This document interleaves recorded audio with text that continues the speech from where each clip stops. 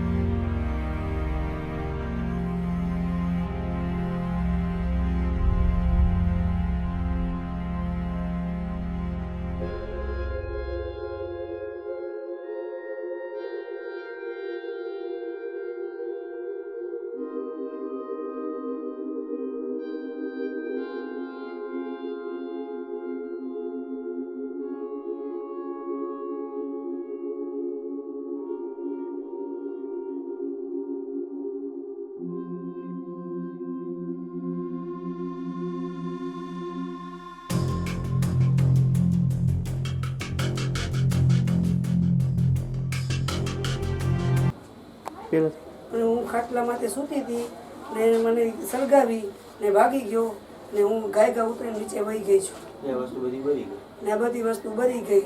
અમારા પહેરવા લુગડા રહ્યા નથી ને અવારનવાર મારવાની ધમકી દે। રોજ પાઇપ ને છરી લઈને મારા ઘરે આવે છે। કાંઈ 3 મહિના ત્યાં મેં મારા છોકરાને બહાર ભાડે મોકલી દીધા છે। કમલેશભાઈ મોહનભાઈ નિમાવત નામ એનું છે। મારું નામ પિયુષ મહેન્દ્રભાઈ ચાંદ્રા છે। હાલમાં અમે 3 મહિનાથી આ કમલેશ મોહનદાસ નિમાવતારે માથાકૂટ હાલે છે। અમે એના હિસાબે ઘર છોડીને ચાલ્યા ગયા છીએ, પણ હવે અમે કોઈ ઘરે હતા નહીં, ડોશીમાં ઉપર એકલા સૂતા હતા અને જાતથી સળગાવી નાખવાની કોશિશ કરેલી છે। ઘરમાં સળગાવી દીધી છે બધી।